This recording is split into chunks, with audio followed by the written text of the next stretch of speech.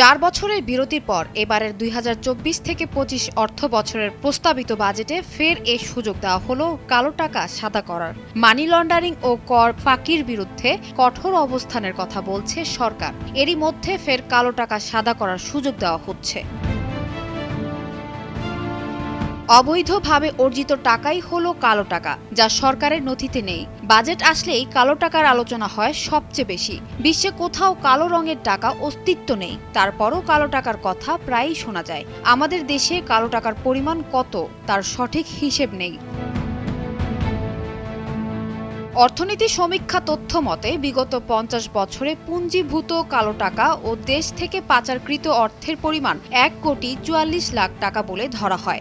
সাম্প্রতিক বাজেটে কালো টাকা সাদা করার প্রস্তাব দেওয়া হলেও তাতে খুব একটা সাড়া দেয়নি কালো টাকার মালিকরা। রাজস্ব খাতে বড় ধরনের পরিবর্তন আনতে ২০২৪ থেকে ২৫ অর্থ বছরের জাতীয় বাজেটে সুযোগ রাখা হচ্ছে কালো টাকা সাদা করার। বিশ্বব্যাংকের এক গবেষণা বলছে ২০০২ থেকে ২০০৩ সালে বাংলাদেশে কালো টাকার পরিমাণ ছিল মোট জিডিপির ৩৭.৭%। ২০১১ সালে বাংলাদেশের অর্থ মন্ত্রণালয় জরিপ মতে বাংলাদেশে ২০১০ সালে কালো টাকার পরিমাণ ছিল জিডিপির ৬২.৭৫%, যা বাংলাদেশের ইতিহাসে সর্বোচ্চ।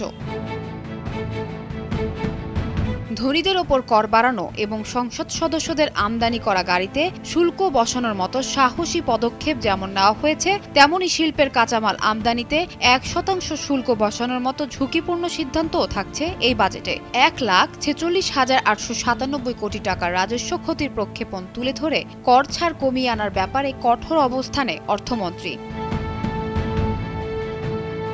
জাতীয় রাজস্ব বোর্ড এনবিআর ধারাবাহিকভাবে একটি নির্দিষ্ট অঙ্কের কর দেওয়ার মাধ্যমে অপ্রদর্শিত অর্থ বা কালো টাকা সাদা করার সুযোগ দিয়ে আসছে।